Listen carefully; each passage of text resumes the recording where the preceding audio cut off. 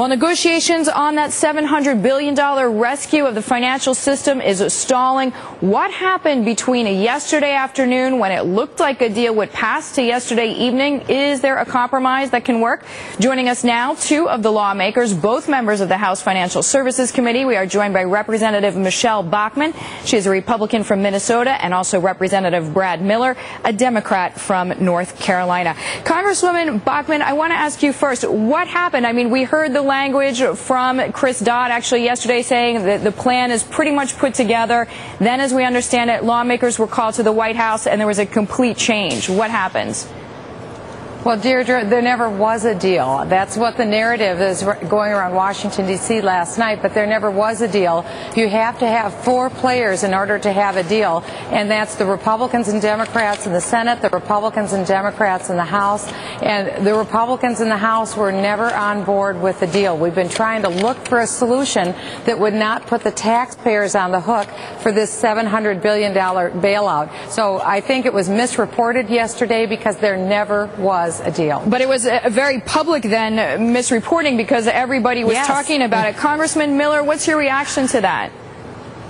I think they were very close to a deal if there wasn't actually a deal. It is true that congressional Republicans were always kind of 1 foot in, 1 foot out. They had sent Spencer Bachus, a well-respected conservative Republican member, to be present at the negotiations. He never said he had any authority to negotiate, but last night they pulled Spencer out and they sent three members who are from the far-right wing of the Republican Party, who are seen by Democrats as very belligerent, relentless partisans. And that's called fighters for the free market, by the way. Well, and that was seen as essentially do you feel putting blindsided? a complete halt to the well, you know, Barney Frank is sometimes cranky when things are going well. You should have seen him last night. So what do you say to that, Congresswoman Bachmann? I mean, do you think there were game changers? I mean, do you think posturing is getting in the way? No, I don't think that it was posturing. I think it's the fact that there was an assumption, perhaps from the administration, working with Barney Frank and Chris Dodd. After all, this is a Democrat-controlled Congress. For 2 years, Democrats have controlled both the Senate and the House. And the Democrats cooked up this $700 billion bailout to put on the backs of taxpayers with the White House. And thank God for House Republicans that have said, no, we do not want to have socialism in the country. And so what we're trying to do is craft together a free market solution. We've got some great ideas, one of which that I think actually Republicans and Democrats can agree on. It is not partisan. It's not controversial. It's changing a simple accounting rule, the mark-to-market accounting rule. And if we take assets purchased from 2003 through 2007 and suspend the mark-to-market acconing rule, we can take a very big problem Miller, and make it much smaller. Congresswoman Bachmann.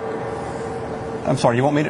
There are two big problems here. One is, and they're interrelated. One is liquidity. The economy is only going to work if financial institutions move money around freely from who has it to who needs it, and they are very confident they're going to be paid back. The second is a related problem, and that's insolvency. It's very clear that WAMU is not alone, that there are a lot of financial institutions that are now insolvent. What happened in Japan in the early 90s is banks that were insolvent continued in business with fraudulent assets on their books. It slowed their recovery. It made the recession go on much longer and be much deeper. We need to figure out which institutions are actually insolvent and get on with the work of picking up the pieces. What do you think? And if we don't mark their assets to market, if we don't do an honest valuation of their assets, they're going to continue lingering, festering, and we aren't going to get about what we need to do. All right, we have about 30 seconds left here. Congresswoman Bachmann, I just want to know quickly in that time, what are you hearing from your constituents? Well, overwhelmingly, my constituents are saying don't have the taxpayers on the hook for $700 billion worth of bailout.